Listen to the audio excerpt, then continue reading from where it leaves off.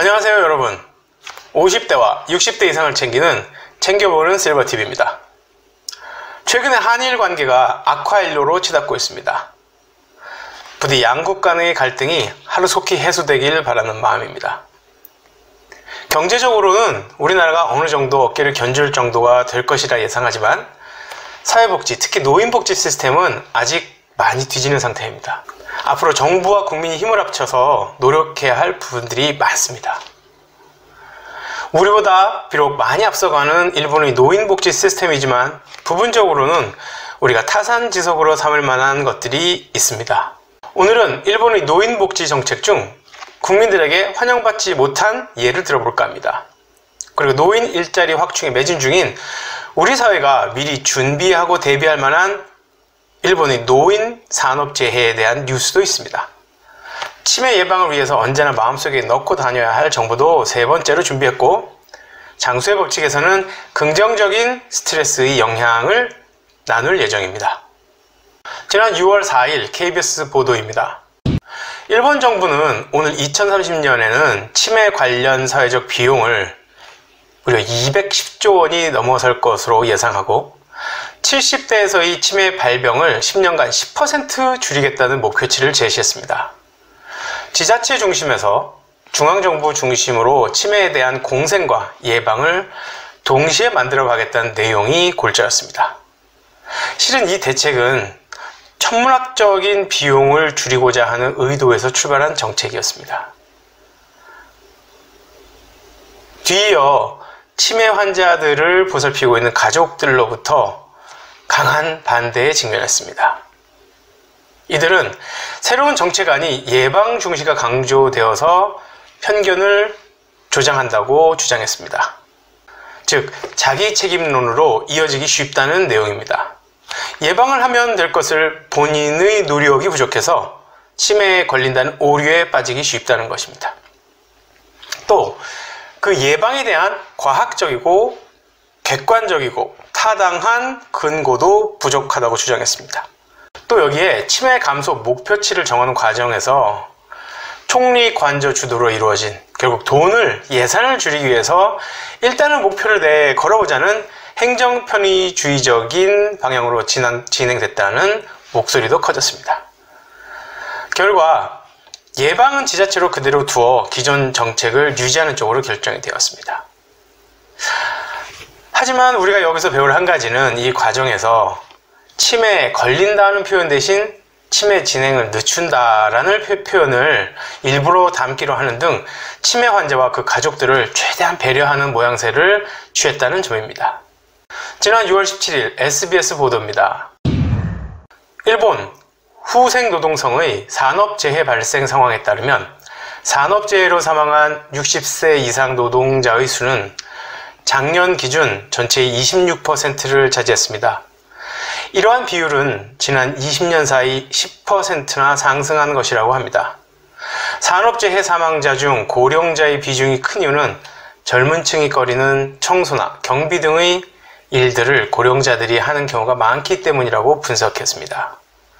다칠 위험이 큰 직종에 오히려 고령자들이 몰리면서 산업재해를 당하는 사례가 증가했다는 것입니다. 현재 일본 정부는 고령자의 취업을 장려하기 위해 제도 개선을 추진하고 있지만 자칫하면 고령자들을 무리하게 위험한 노동 현장으로 내모는 결과가 될 수도 있다는 우려가 나오고 있습니다.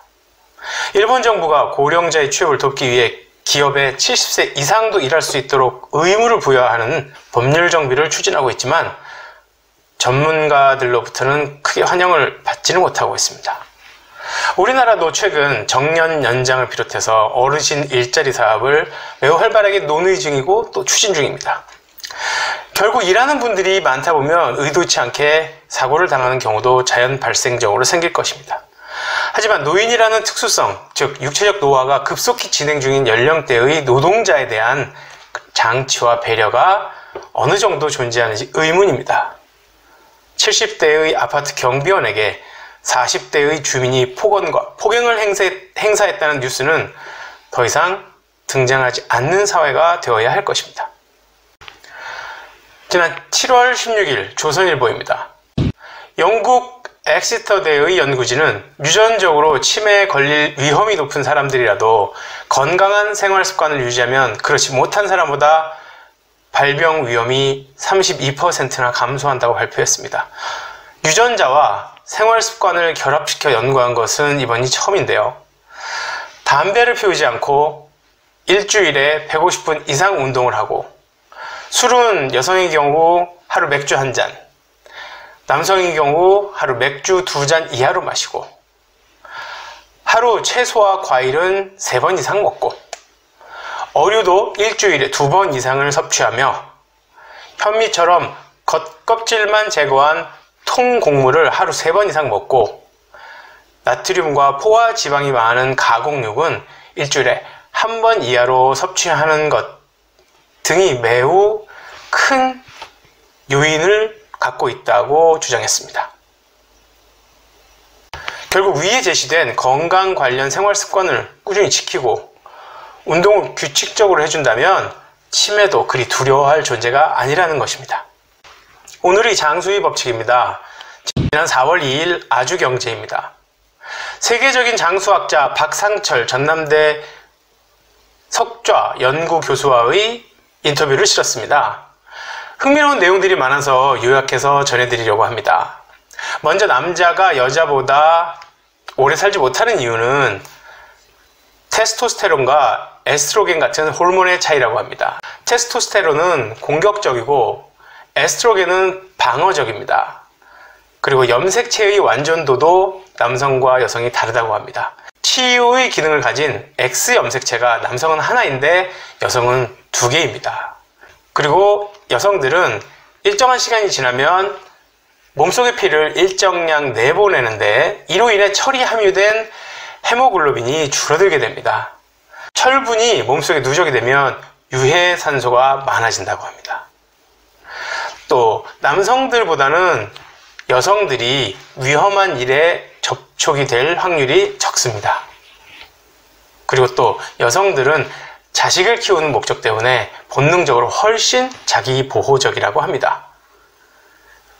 대부분 이해되는 내용인 것 같습니다.